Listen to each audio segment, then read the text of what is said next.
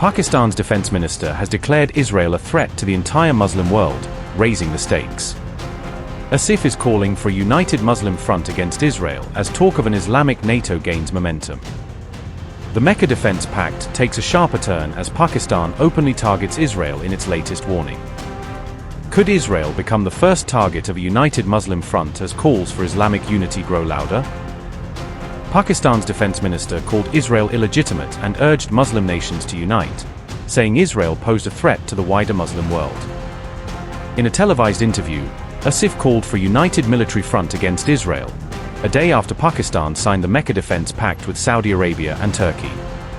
Pakistan, Saudi Arabia, and Turkey signed the joint Mecca Defense Agreement on August 7th, with the pact coming amid growing regional tensions involving Israel.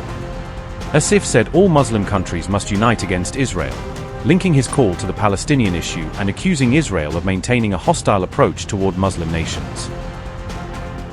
Asif said, and I quote, "Israel is a product of the Balfour Declaration, which was established in the 1940s as an illegitimate state. And it could pose a direct threat to any of the countries in the region. Their attitude towards the Palestinians and their anti-Islamic mindset will not disappear. They continue to incite Muslim countries against each other." Unquote.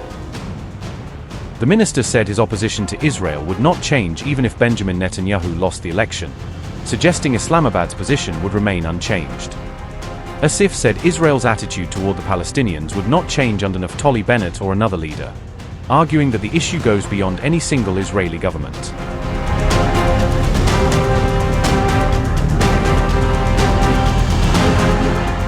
Iranian Foreign Minister Abbas Araghchi responded to the new Mecca Defense Agreement by calling for greater unity among Muslim nations. Saudi Arabia, Turkey, and Pakistan signed the Defense Pact in Mecca as regional tensions and security threats continue to rise. The agreement commits Saudi Arabia, Turkey, and Pakistan to treating an armed attack against one member as an attack against all three. Araghchi said Iran's armed forces demonstrated their readiness, military capability, and strength during the recent war. Abbas Araghchi said, and I quote, "Iran's powerful armed forces have shown their readiness, capability, and might in the face of the world's most expensive military. When Muslims stand together, we can face every challenge by malicious outsiders head-on. Time to rely only on ourselves and embrace true brotherhood." Unquote. Former Iranian spokesman Abdollah Ramazanzadeh separately urged Tehran to propose joining the newly signed Mecca Defense Agreement. Ramazanzadeh called for a broader regional security arrangement that would unite Muslim countries while excluding Israel from the proposed framework. Abdollah Ramazanzadeh said, and I quote, "Iran should propose its accession to the Mecca Agreement and welcome this agreement. Now is the time to propose a regional pact without Israel." Unquote.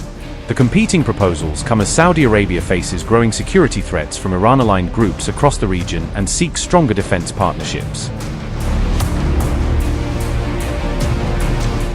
Saudi Arabia moved quickly to calm Iran after Tehran openly mocked Riyadh's brand new three-way defense pact.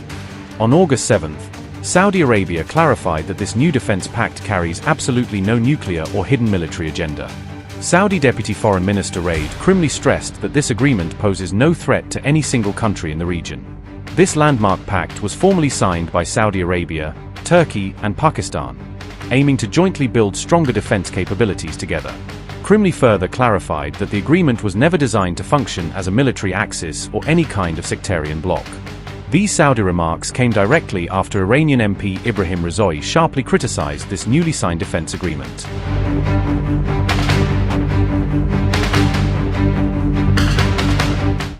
Ibrahim Razoui, a member of Iran's Parliamentary National Security and Foreign Policy Committee, reacted on August 7th after Saudi Arabia signed the new defense agreement with Turkey and Pakistan in Mecca.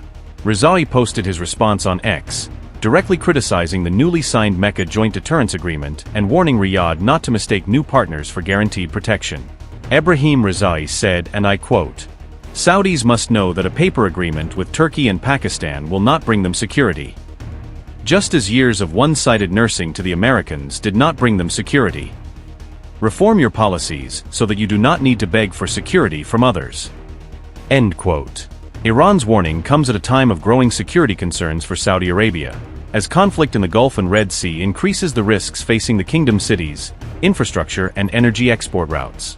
Earlier in the regional conflict, Iran launched attacks against Saudi-linked targets using drones and missiles, presenting them as retaliation against states it accused of facilitating U.S. military operations.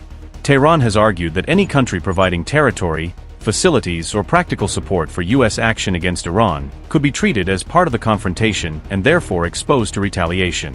While Iran has not recently claimed direct strikes against Saudi Arabia, Yemen's Iran-aligned Houthi movement has continued attacks and threats against Saudi-linked vessels, ports, and oil infrastructure.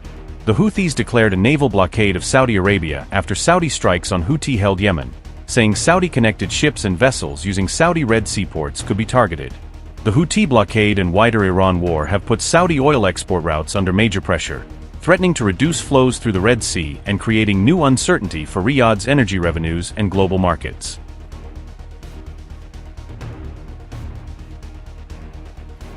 Turkey, Saudi Arabia and Pakistan signed a mutual defense agreement in Mecca on August 7, bringing their leaders together amid heightened regional turmoil and security concerns across the Gulf. The pact unites three major Sunni Muslim powers that each retain important, though very different, relationships with the United States, combining Saudi financial influence, Turkish military-industrial capacity, and Pakistan's armed forces. Notably, none of the three states maintains full diplomatic relations with Israel, creating a rare security grouping of U.S.-linked powers that remains politically separate from Washington's closest Middle Eastern partner. Turkey, Pakistan, and Saudi Arabia signed the deal amid a widening Gulf crisis, with regional states facing attacks, threats, and growing uncertainty following the confrontation between Iran, the United States, and Israel. Upgrade your news experience with the all-new HT app. Download now.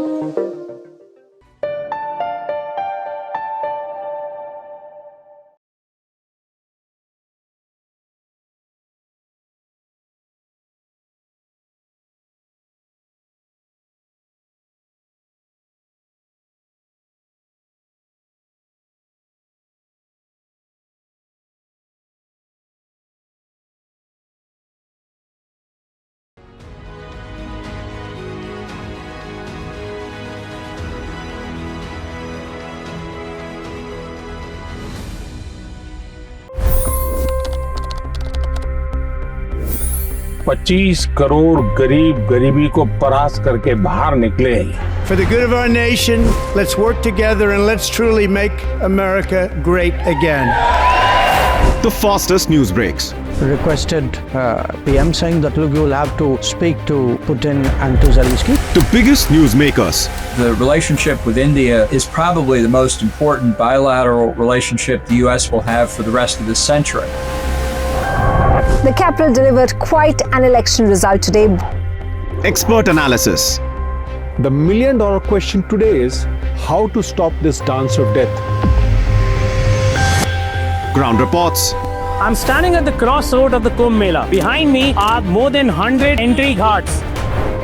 Long-form interviews. Exclusionary politics is reflected in Manipur case as well. You don't bother because this is a small state. Have you ever wondered what happens when a banking dynasty meets tides of world history, intrigue, and a dash of myth? Why exactly did the US topple the Sheikh Hasina government? HT videos. We don't just break news, we break it down.